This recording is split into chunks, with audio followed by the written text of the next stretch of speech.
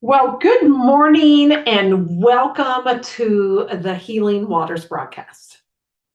Wherever you are at, all over the world, thank you so much for tuning in and listening to us.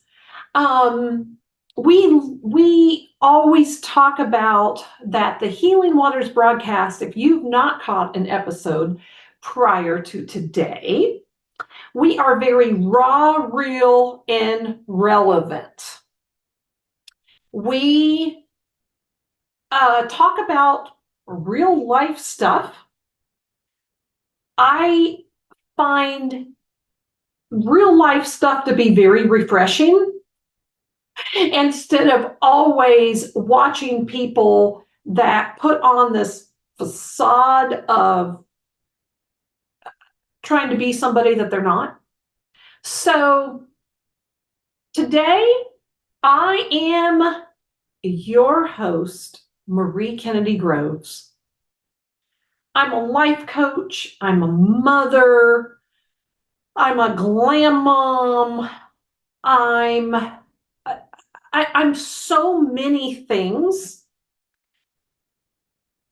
But on today, I want to talk to you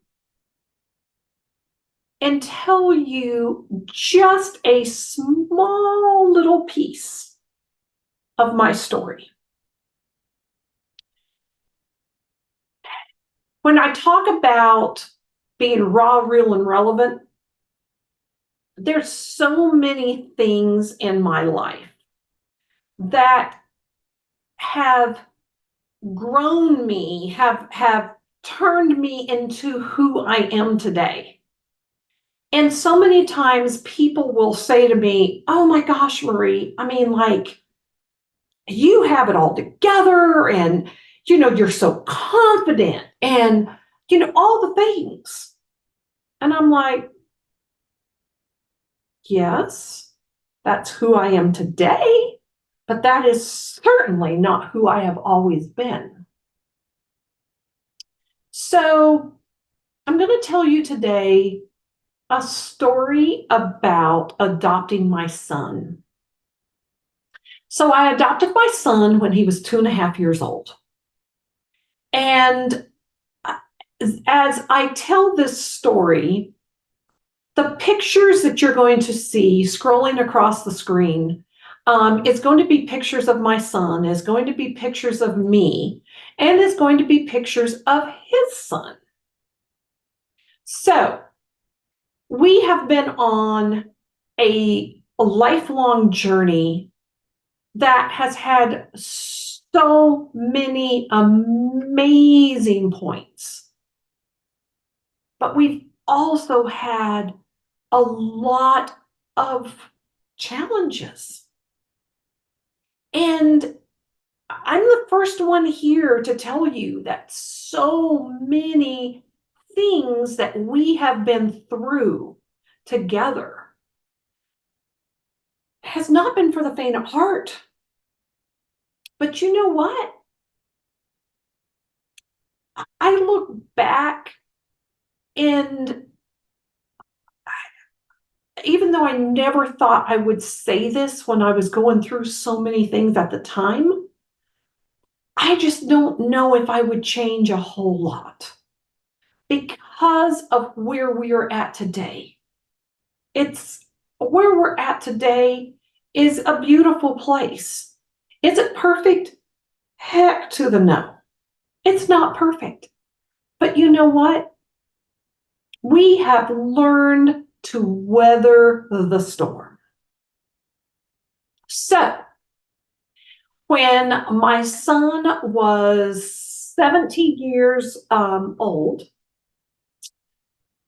he informed me that his girlfriend at the time was pregnant. And we had a lot of conversations around that. I took a very hard stance with him, made him get a job within 7 days. He didn't have a car. He was, I made him a lot of times walk to work, which was probably, I don't know, 3 miles from our house because I wasn't able to, I was a single mom and I wasn't able to always be there to take him or pick him up from work. I certainly would when I could. Um, we navigated a lot of things. And I was not his favorite person because I took a very hard stance on the fact that life was going to grow him up very, very quickly. And that he was going to have to take the bull by the horns and step up, which he has absolutely done. He is a wonderful dad to his son. He was 18 years old when his son was born. And I'm going to tell you right now, and I told these kids from the very beginning when we realized that this little life was on the way, that don't ever, ever, ever count a heartbeat or call a heartbeat a mistake. Because if we say that a child is a mistake, yet if we believe that we serve a God that is almighty, all-knowing, and doesn't make mistakes, then how can a child be a mistake?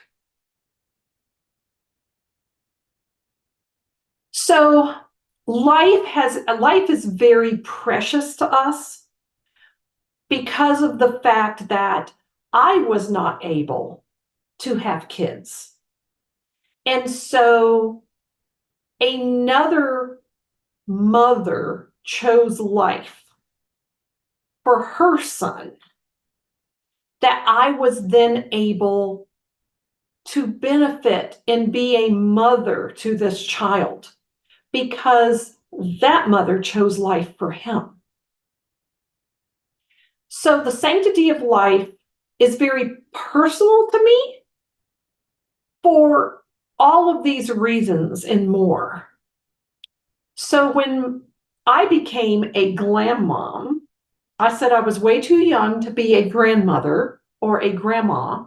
So I named myself a glam mom. And that is what my grandson calls me. It's glam mom, and I love it. Oh my gosh, I cannot tell you how amazing this child is. Oh my gosh, my son will tell you that this child saved his life. And I know that that is truth. So today, as you see the pictures scrolling across the screen, I'm giving you another little glimpse into our family and to our lives that's not perfect. But oh my gosh, are we grateful? And are we blessed beyond words for the amazing gift that we've been given on so many different levels?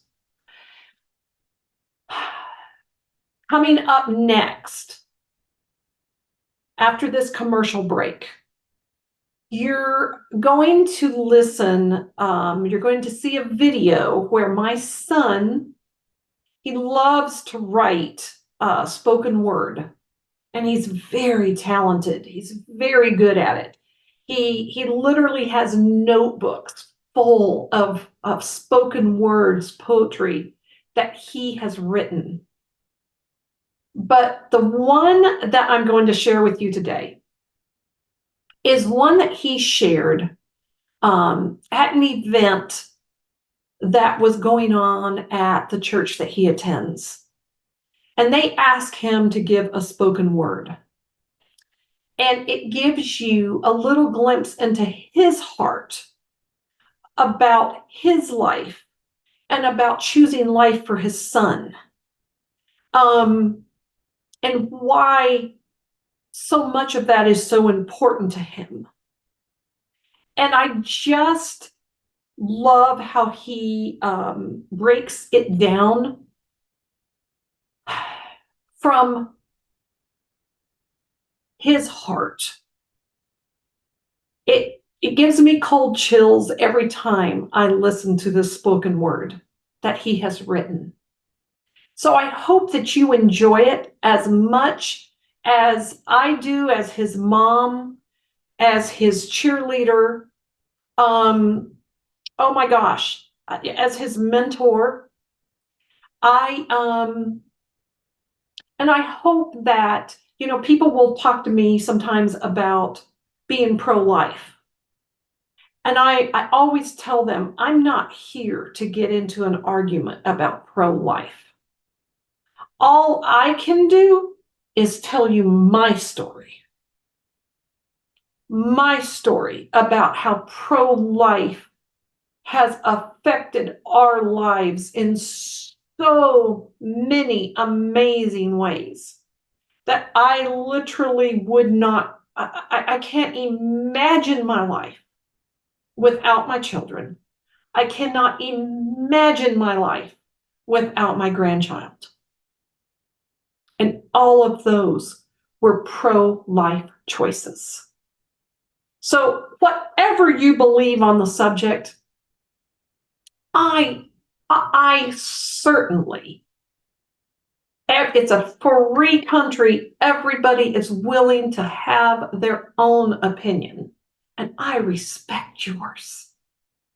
But I just want to share with you today why our family, why we're so pro-life.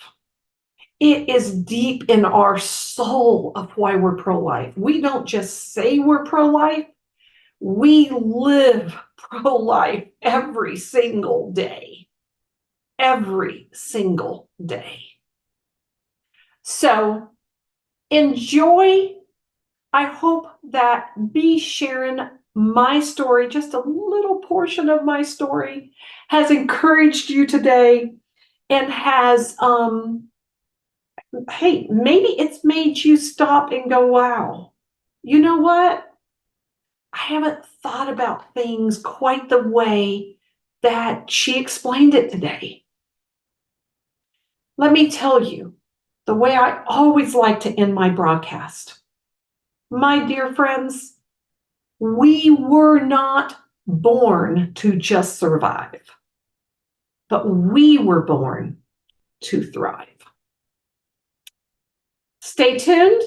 My son is coming up next, sharing his spoken word. Scary, and you gotta depend on God to get you through it. So my spoken word is kind of touch on that a little bit and a little bit of my life. It's called Live, Laugh, Love Life.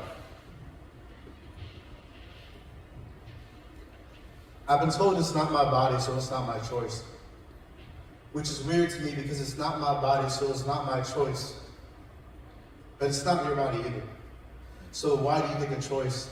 Why do you get the choice to determine if you'll ever get to hear that baby's voice? You see, I understand that it may not be my body, but I'm going to use my voice to be a voice to those who don't have a voice to those who don't have a choice. And yes, I understand that it may change your body, but at least it's not picking your body apart piece by piece. You see, that body has already been created by Christ. That body is already a part of the body of Christ. And you're scared because you can't take care of that body on child support. Then learn to support that child. Because adoption is a better option. I know this because my mother chose this option. And yes, that baby may wonder, but at least that baby gets to experience wonder. Wonder why, wonder how. I wonder then and I wonder now. I wonder where I would be. What if this life I had been taken from me? Because the only thing standing between my family and me is nothing. And that's what I would have been if this life I have had been taken from me. But God creates beauty out of nothing. He turns the nothings into something.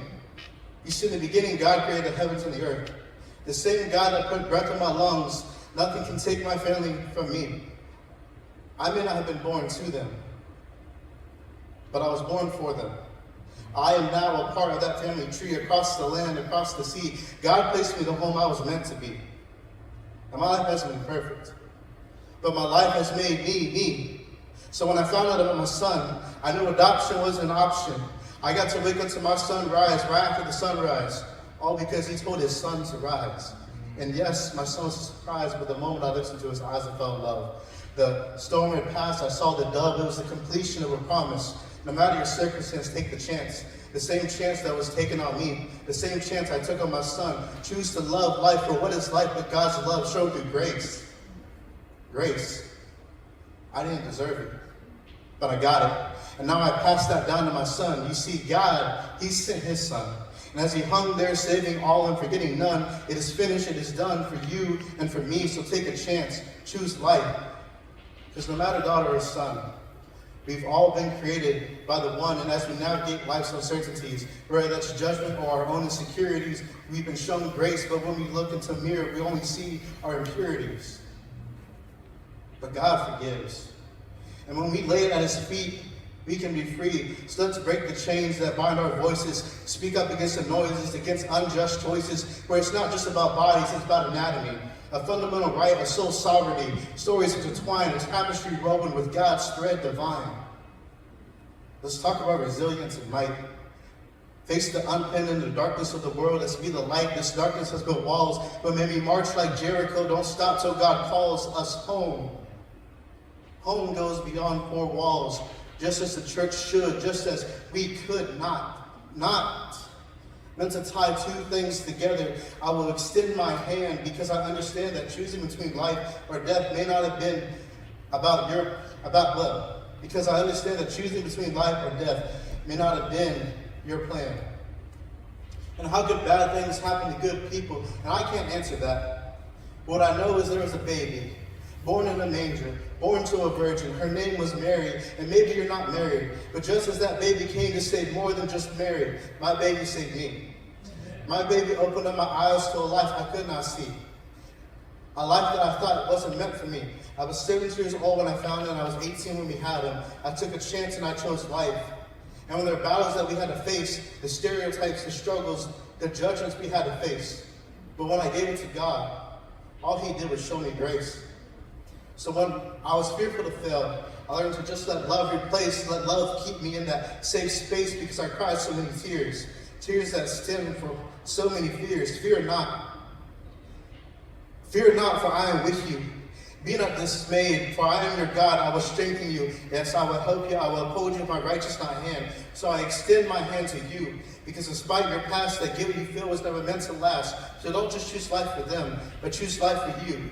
See, God took one and created two, and God created me just like God created you. Thank you.